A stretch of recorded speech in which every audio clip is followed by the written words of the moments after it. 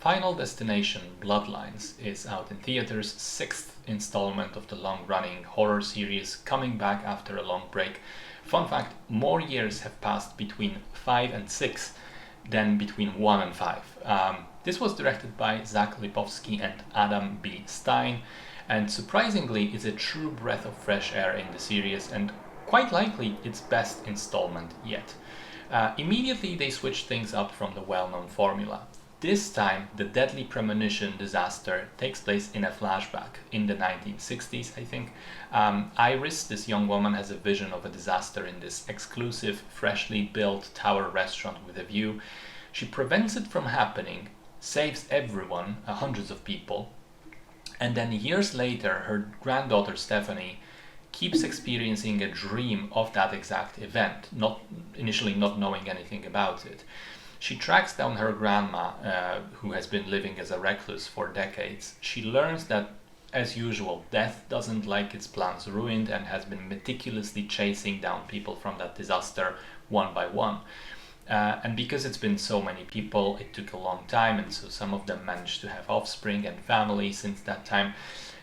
And this family is kind of included. So, death's reasoning is if a person was meant to die 20 years ago, they deserve to die now, and all of their offspring and children and grandchildren also do. So when death finally comes for Iris herself, this opens up the way for her 2 children and 5 grandchildren to be next in line for horrible events.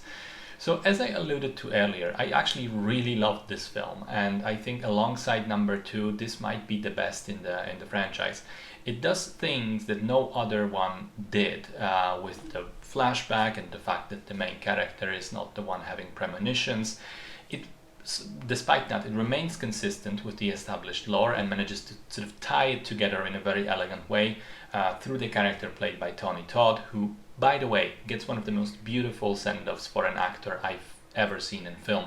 This was his final role before passing away, and while filming, everyone apparently knew he was seriously ill, didn't have a lot of time, and apparently the filmmakers allowed him to improvise the last part of his final monologue. So it's basically him talking to us, to the audience. I felt that worked really nicely, didn't feel out of place at all, fit completely with his character and with the world of the film, and was just a genuinely heartwarming touch. I think the death scenes are fantastic in this one. The MRI sequence is probably the best in the entire series. The opening catastrophe is great. The trash truck accident playing out essentially in the background after being predicted to the smallest detail was hilarious.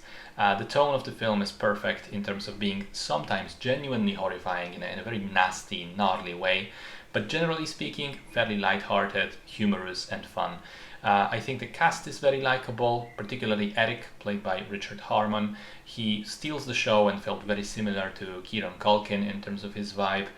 I love the jokes. The one about babies in the hospital had me laughing really, really hard.